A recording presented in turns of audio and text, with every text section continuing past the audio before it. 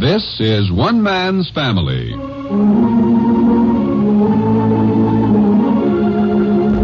One Man's Family is dedicated to the mothers and fathers of the younger generation and to their bewildering offspring. Today, transcribed, we present Chapter 5, Book 72, entitled Family Reaction to Rexford Frome.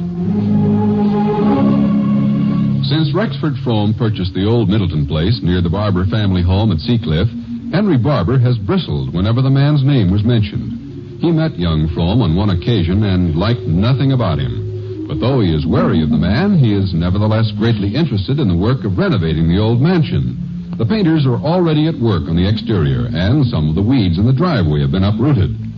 At the moment, the head of the House of Barber is pacing slowly along the street, glancing from time to time at the Frome place, while Margaret, his favorite granddaughter, rides along beside him on her bicycle. He's paying scant attention to Margaret, but she doesn't mind. So Pinky sent out form letters to all the neighbors and asked for work after school because he spent everything he earned this summer. Huh? Form letters? Sure, asking for jobs. Be careful you don't fall off that bicycle. I won't. Pinky's got a new girl, Grandfather, Iris Rand. He said that women cost money. Oh, yeah, women. And now, what about these form letters? Well, nobody answered except just one person. Guess who? Dr. Thompson? Mrs. Stewart? No? Then who? The new neighbor back there in the Middleton house. Oh, Frome. Yep. He wrote a wonderful letter. He said he'd hire as many barbers as he could get at 75 cents an hour. Isn't that nice of him? Hank pulled weeds with Pinky this afternoon, and I went over, too. He let me carry out a bunch of old bottles, and he gave me 50 cents. Yeah, did he indeed? Well, don't you like it? Never mind, my dear. Let it go. But he's terribly nice. I like him very much, and Joan likes him, too. Joan thinks he's keen. And where did Joan meet him, may I ask? Oh, he picked her up today and drove her to school. She told me all about it. Grandfather, is it true that Mr. Frome's real name was something else, and that his father was the gardener at the Middletons, and now he's rich and all that? Margaret, I wouldn't pay any attention to this Frome fellow at all, or listen to any gossip. We don't know much about him. But it's interesting, Grandfather. Margaret, you hear me? Okay, but golly, we never had anybody interesting move into this neighborhood before, Grandfather. What about the Beardsleys? What about the Tracy Newcombs? But, Grandfather, they're just people. Oh, just people, eh? Yeah, well, never mind. Where is Joan right now, do you know? Well, she was walking home from school last I saw her. She's probably home by now. She was headed that way, at least. Oh, I didn't see you sitting on the seawall there, Joan. What are you doing? Oh, hello, Claudia. I'm just watching you. You know something? You look very pretty there in the garden. Well, thank you. I hope it's true we look alike. What's all this? Oh, Claudia, I had a perfectly marvelous experience this noon. An adventure. Really? Oh, you've got enough flowers. Come on and sit here beside me and I'll tell you about it. A man picked me up. Oh? Yes, Joan, do tell me about that. Well, put your basket down and sit here. Oh, golly, was he sophisticated. And he drove a long, sand-colored convertible. Joan, with Nicky away in England, I wish you'd be especially careful about... Will you let me tell the whole thing and not jump to conclusions? All right, dear. Well, this noon I forgot my science book, so I came home for it, and you weren't here, so I was walking back to school. Well, just then Uncle Cliff backed out of the driveway at Grandfather's, and I yelled, but he didn't hear me. He swung around, and I tried to attract his attention, but no luck. And just then the new neighbor came out of his driveway, and there I was yelling at Uncle Cliff over the hood of Mr. Frome's car. Rexford Frome? Uh-huh. So he kind of smiled and said, could he take me anywhere? Well, I looked at my wrist. I always forget I broke that watch of mine. And so he said if I was late to hop in. So I did. But he didn't drive off. No? Joan, what did he do? Well, he was staring at me, and then he said a funny thing. Yes? He said, young lady, I'll bet you a little Swiss watch that you're not Claudia Barber's daughter. How odd. What did he mean? Well, I must look the way you did when you were 16, I guess. Well, I stayed in the car, and he went back into his house for a minute. And when he came out, he drove me to school. Gee, I never heard such a romantic story. What did he tell you? He said he was just a gardener's boy at the Middleton place when you were all young. And his father was an immigrant, and he talked with an accent, and everybody made fun of him. Both of them. Now here he's grown up and rich, and he's bought the house where he used to live in the servants' quarters. And when he kind of hinted around to see if you were happily married, golly, he had the saddest look on his face, Mother. Joan, you're making that up. No, really. He said when he was a boy you were the prettiest girl he'd ever seen. Quiet. What? Your grandfather's coming. Don't say any more. Hello, Dad. I saw Margaret pacing you on a bicycle a while ago. What became of it? Oh, she had homework. Good afternoon, Joan. Hi, Grandfather. You know, this country must have wasted billions of dollars on sidewalks. Wasted? I think it's very nice to have sidewalks. But no one uses them. Everybody goes whisking by in a car. I enjoy my daily walk, but I swear by all that's holy, I never meet anybody on the sidewalk. Zoom, they go by in a car.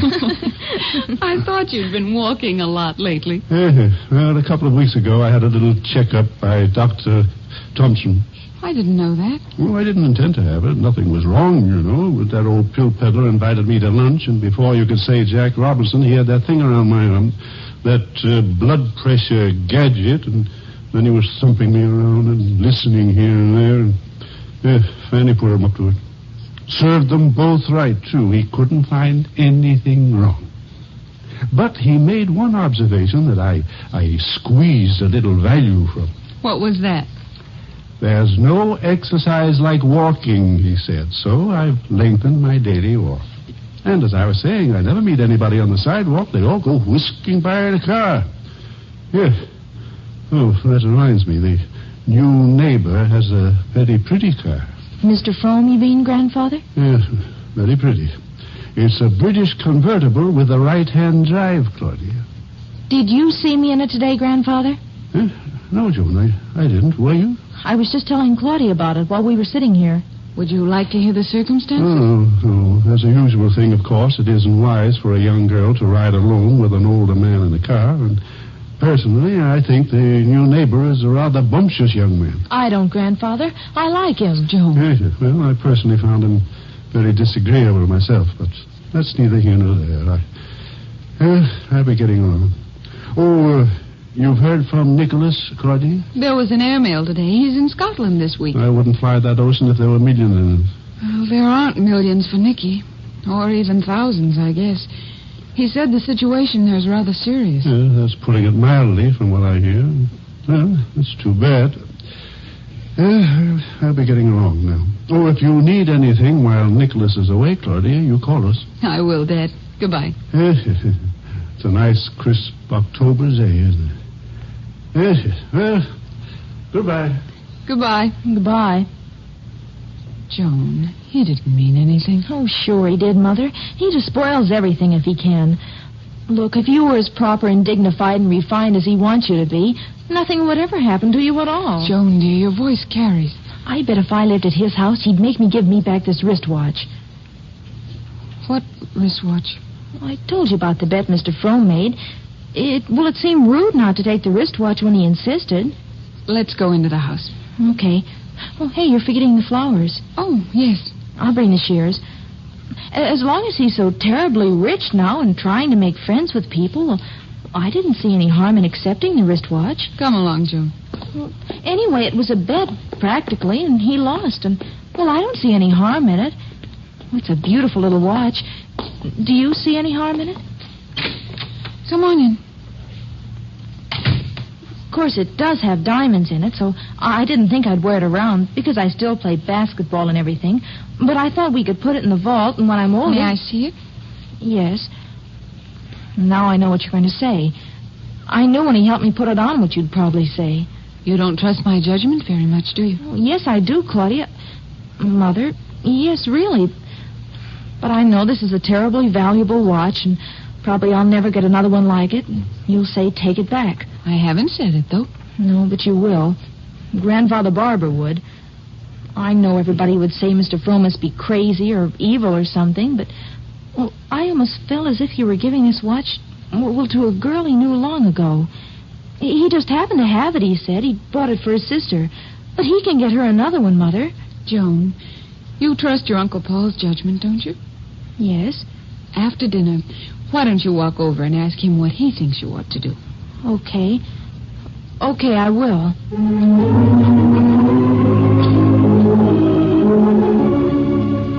Dinner is just over at the family home. Henry and Fanny and their sons, Clifford and Paul, pause in the hall. Yes, yes, very good dinner, Fanny. I think Mrs. Kettleman's cooking is beginning to improve. Not so loud, Henry. She might hear you. I think she's pretty immune by now. I think I'll go up to my studio where I can smoke my smelly pipe. Oh, we have a nice fire going in the library, Paul. I'll be down after I've had a smoke, Mom. Yeah, come along, Fanny. Don't urge him. We can do without that pipe right after dinner. I'll stir up the fire. Hey, don't let me forget to run over and pick up Andy at Jimmy Vale's house in a little while. Yeah, well, I'll be seeing you. You coming in with us, Clifford? Well, Oh, Paul. Yeah. Just a second. I want to ask you something. You go ahead, Mom. I'll be in later. All right, Clifford. I've got something I want to talk to you about, Paul. Okay if I come up to the top of the house with you? Sure. Come on. After a big dinner, these 2 flights of stairs get to be pretty long. Oh, I think you'll make it, old man. Thanks for the confidence, Sonny. Want to hold my palsied hand? Just lean on me if you get tired, Pappy. If I had just eaten, I'd challenge you to a race just to show you there's still some spark left in your older brother. Yeah. First flight. One down, one short one to go. Shorter, but steeper. You could do with a new carpet on your stairs up here. We may be a little frayed, but we're clean. There we are. After you. Turn on the light, huh? I got it. I'll put a match to this fire here. Sit down, Cliff. Yeah. I remember when you wanted to fix up this attic, everybody in the family thought you were crazy. Now we all envy you. Most comfortable place in the house. I could do with a couple of new chairs, I suppose, but I'm so used to everything just as it is, I hate to change anything. Well, don't change this chair. It's wonderful. Kind of settles around you like a warm bath. Not a bad description of it at that. Now, as soon as I load up this old briar, you want anything to smoke? No, nothing. I got a cigar here. You want me to turn green? I remember the first cigar you tried to smoke when you were about 13. You not only turned green, you ran through the whole color spectrum, ending up in an ashy gray. Oh, man, was I sick. I got a licking besides. It's funny how clear my mind is on everything up to the last 10 years. They're beginning to clear up, aren't they? Oh, little, I suppose. Sometimes I think it's working out, and then I run into one of those blanks, and then I wonder if I'll ever get them back. Well, don't fight it. You're looking better than you've looked in a long, long time. Yeah, I'm really feeling okay. But, I'm up against something right now, Paul. Oh? Yeah, that's what I wanted to come up and talk to you about. Well, fine. Fire away. Well, first of all, there's Roberta. Don't tell me there's anything wrong between you two. No. In fact, it's anything but that. I've been seeing an awful lot of her lately, and we've even talked about getting married. Is that bad? I don't know. How can I ask anybody to marry me the way things are now? I mean, without a job or any plans for the future. Oh, I see. And the stumbling block is the job situation, huh? Well, of course, there are other things, but that's the main one right now. The worst part of it is, Paul, I don't know what I want to do. I don't seem to be interested in anything. Oh, I don't mean I'm in a depression the way I was before my accident. It isn't that, but it's just that, I don't know. I don't seem to have any ambition or initiative to get out and find something. Of course, when it comes right down to it, I'm not really fitted for anything. Oh, rubbish. You got a good mind, attractive personality, haven't you? Well, I don't know, have I? Well, you certainly have. Cliff, honestly, you could do almost anything you set your mind to. Yeah, but what? Dad's been hinting around lately about me getting back down to the stock exchange. The thought of that place gets me down to something awful. Well, a lot of other things besides the stock exchange. You don't have to go down there just because Dad likes it. Yeah, but I don't have any alternative to offer him. If I could say to him, that isn't what I want because I got something else in mind, it'd be all right, but I haven't. As a result, I feel kind of guilty when he suggests calling up his old firm to make an appointment for an interview. I just have to stall him off. Now I'm getting so I feel a little guilty being around the house. I feel like he's looking at me and wondering when I'm going to get off the dime. Oh, that's probably all in your mind. I don't believe he's thinking that at all. Well, maybe not. But you know yourself how Dad is. He thinks everybody should work unless he's sick. I certainly don't believe there's anything wrong with me now. Not enough to keep me from doing a job anyway. Of course, the way Mom treats me, you'd think I was still at death's door. What do you mean? Oh, she She always wants to bring me breakfast in bed. Keeps saying she thinks I should lie down and take a rest when I'm around here in the daytime. You know, stuff like that. What did Dr. Thompson say the last time he looked at you? He seemed to think I was in fine shape. He said, you might not have much of a memory, Clifford, but you'll probably live to be as old and cranky as your father. And he slapped me on the pistol pocket and told me to get out of his office and not to bother him anymore. You don't get much coddling from that old boy. She'd say not. I told Mom what he said. She thinks he's heartless and unsympathetic. Yeah. Well, Cliff, you got a problem, no question about that. I don't know what to say to you. What do you mean? I mean, I don't know, just what I said. You've been through too much for me to rattle off some advice which might be the wrong thing for you. Now, look, Paul, I asked for this. If you're afraid of hurting my feelings or something like that, you needn't be. I want you to tell me what you honestly think. Okay, suppose we do it this way. I'll throw out a couple of thoughts that have occurred to me, and if you think they apply, fine. If you don't, you can ignore them. How's that? That's fair enough. Shoot. First, let's assume that you're well enough to work, right? All right. Next, let's assume that it's necessary for you to get a job in order for you to get married and to be happy. Yeah? Well, now, what's preventing it? That's what I don't know. Except that I know I won't be happy down in the financial district. I tried that once. Well, we'll rule that out. Have you thought of what you would like? Well, no, not exactly. Or not? Well, I just can't think of anything, that's all. There's something that's keeping you from doing what you really know you've got to do eventually. To wit, get out and find a job, huh? Any kind of job is going to be rough going for you at first. You realize that? Oh, sure, I know that. All right, now then. You've been through several months of shock and pain. Naturally, we're all deeply concerned over you. We've all looked after you and worried about you. Well, babied you, particularly Mom. Now the time comes when your manhood is asserting itself. You want to get out and do a man's work and take your place in the world again, but you're not quite able to do it. And why? Now, mind you, I'm asking you this more than telling you. You understand? Oh, go ahead. I think I see what you're getting at. Exactly. It isn't you're different from any of the rest of us. We all want to be babied and mothered a certain amount. When we get it, we want to cling to it.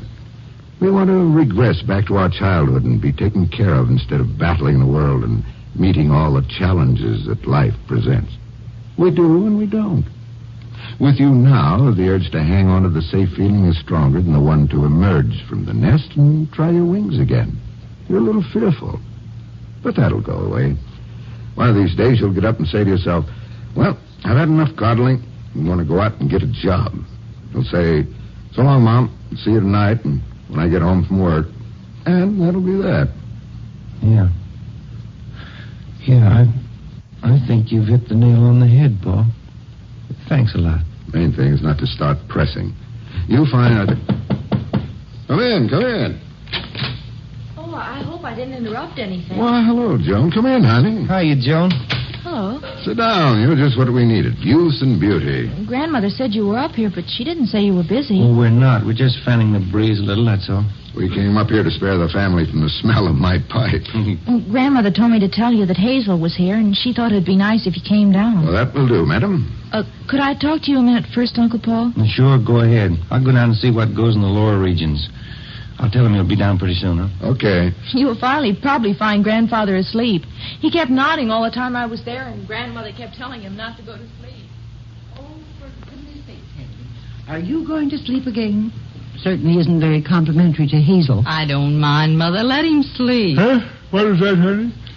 Well, if you took a nap in the afternoon, when I tell you, you wouldn't be falling off at 8 o'clock in the evening. I wasn't asleep, Fanny. Just closed my eyes for a second, that's all. Why don't you go to bed if you're tired, Father? You don't have to stay up just because I dropped in. Nonsense. We don't get to see you often enough as it is.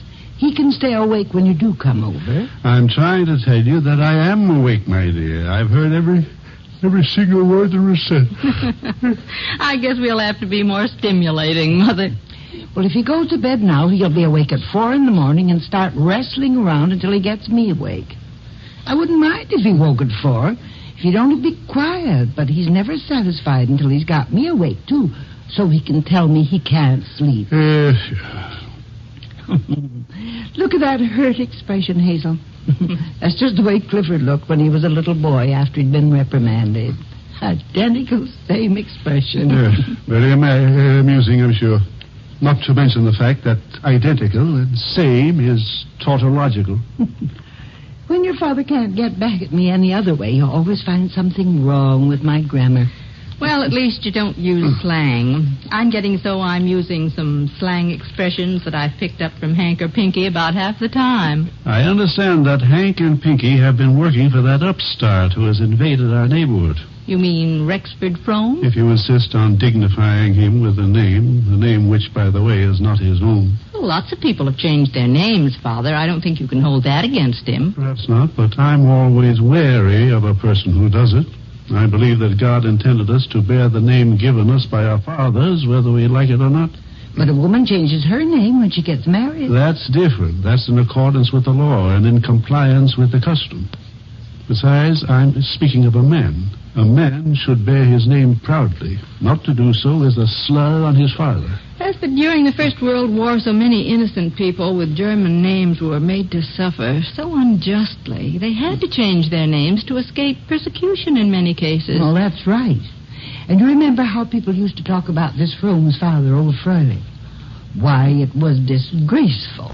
I don't blame him for changing it. I would have done the same thing. And I suppose you also approve of his conduct? What conduct? He's deliberately trying to insinuate himself into the family by whatever devious means he can contrive.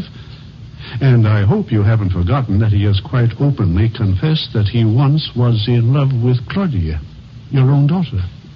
And a married woman whose husband, by the way, is now in England. Oh, you sound just like Judge Hunter when you go on that way. You put in everything but aforementioned. I think you'd be glad to have the old Middleton place get fixed up. You've been complaining what an eyesore it was for months. He really is spending a lot of money on the place. It'll be a great improvement to the neighborhood, Father. To my mind, a good neighborhood is made not by the appearance of its houses, but by the quality of the people who live in those houses. This man I don't consider worthy of a house in Seacliff. Now, Father, that makes you sound downright snobby. It certainly does. Put any name you like to it, but I don't like that man, and furthermore, I don't trust him. Well, Paul's talked to him a couple of times, and he said he found him rather interesting. And what does that prove, pray? Don't you think Paul has pretty good judgment when it comes to men? I do not. Not when it comes to men or women. What has he done about that wonderful girl slaving at Jack's house? Well, let's not go into that again. I had no intention of going into that, as you put it. I was merely using that as an example of Paul's poor judgment. And I've seen him lavish attention on too many unconventional people to have much faith in his assay of a person's worth. Hey, what's all the argument about? Dad, you look kind of red in the face. Hi, Hazel. Joan said you were here. Yep, I'm here. What have you been up to? Oh, I just left Joan and Paul up in the attic. I started to come right down here, but I got sidetracked in a telephone call I had to make to Roberta. She gets prettier every time I see her, Cliff. You'd better not pass that up. Well, I don't think I will. You going out, Clifford? Yeah, don't you remember? I told you I had to go pick up Andy. He had dinner over at Jimmy's house. Oh, I gotta run, too. It's getting late. Oh, want me to drive you home, Hazel? No, I brought our car, thanks. Where's Dan? Oh, he's talking business with some man at the house, so I thought I'd get out from underfoot. That's the kind of a wife to have, one who gets out from underfoot. Well, I'll be seeing you in a little while. Bye now. Bye. Oh, doesn't he seem to be in fine spirits, though? Yes, but I worry about him, though. Why, Mother? He seems particularly well to me lately. Your mother worries about him too much, in my opinion. Well, if a mother doesn't worry about her son, I don't know who would. Yes. Well, I think I'd better be getting back home. I told my family I'd only be gone a little while. Oh, it's early yet, Hazel. How would you like some hot chocolate? Oh, no, really. What's this about hot chocolate? Well, Paul, I didn't think I was going to get to see you. I guess it's my fault, Hazel. I got him cornered up in the attic and talked his head off. Well, are you two going out? You're all bundled up. Yeah, Joan and I are off on a little mission. Sounds interesting. May prove to be very interesting. We're paying a call on our neighbor, Mr. Rexford Frome. What's that? What's the matter, Dad? You object? Paul, I have nothing to say about your relations with that person, but I think you're making a grave error when you involve Joan with him. Involved? What do you mean? I mean that the less this family sees of that man, the better it's going to be for all concerned. Well, Dad, you may be right, but we have no choice about seeing him tonight. This trip is necessary.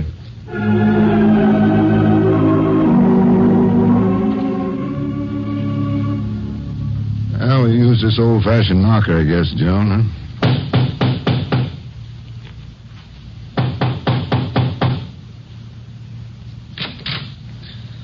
good evening. Mr. Frome. Hello, Mr. Frome. Well, this is a great honor. Miss Joan, Mr. Barber, come in. Mr. Frome, Here, this is no place to talk. Come in.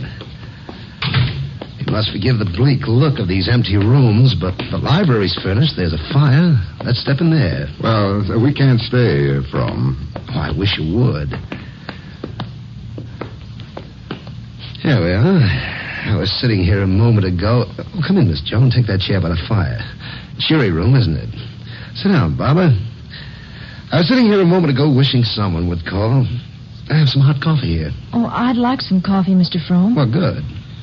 It's a handsome old room. I remember it from my boyhood. Really? And I from mine. Judge Middleton was very generous with his books. He urged me to read when I was a boy and lent me books. He was a nice old fellow, wasn't he? He was a saint, Mr. Barber. All the happiest memories of my boyhood have to do with this room. Your coffee, Miss Joan. Oh, thank you. Sure you won't change your mind, Mr. Barber? Very well. Black, if you please. My father was old Otto Furlish, the gardener here, you know.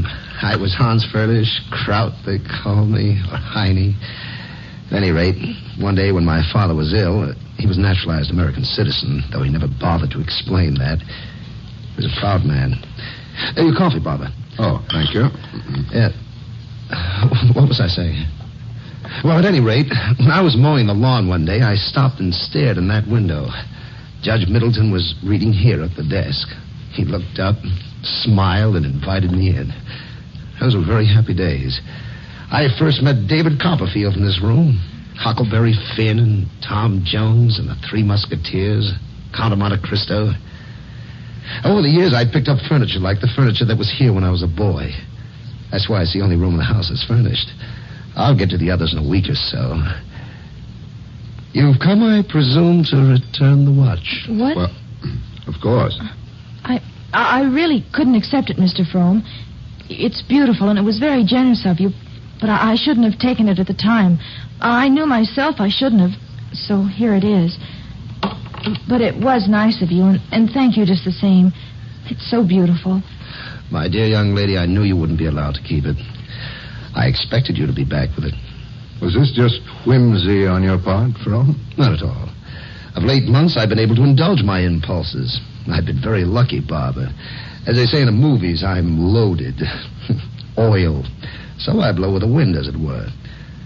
I should have liked very much to have brought to this little girl the kind of happiness that comes with a lovely, extravagantly costly gift, so I tried.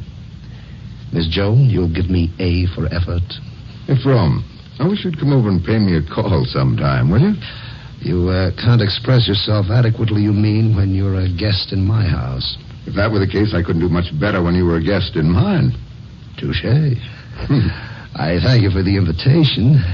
Your estimable father will receive me, you think? Well, I'm sure he will. Oh, yes. The code, of course. He, too, would be eminently correct to a guest in his own house. Thank you. I'll drop in some afternoon about tea time. Well, shall we go, Joan? Well, thank you, Frome. You know, you ought to outgrow your bitterness in this lovely old house. That's an interesting remark. I hear you're something of a psychologist. So am I. Perhaps we can have a joust, huh? I hope you'll forgive me, Miss Joan. Perhaps sometime when everyone knows me better, I can make you a gift you'll be allowed to accept. By the way, do you remember my sister, Mr. Barber? Christine Frelish? Do you remember her? No. As a matter of fact, I don't. Well, perhaps you wouldn't. She wasn't here very long. She's joining me presently. Well, that'll be nice for you. It'll be nice for everybody. She's one of the loveliest women in the world. She's Mrs. Abbott now, a widow. You must come over for dinner. Good night, Mr. Frome. Good night, my dear. I understand your stepfather is in England? Yes, he had to go on business. Give my very best to your charming mother. I've been very fond of her for a lifetime. No reflection on your uncle here, but I rather hoped your mother would come with you this evening to return the watch. Good night. Come again. Come again. See, Uncle Paul? See, he's wonderful, didn't I tell you? Or a little bit crazy. Which, I wonder? Both, perhaps, darling. You know, I rather think he's what this stodgy old neighborhood has needed for a long time.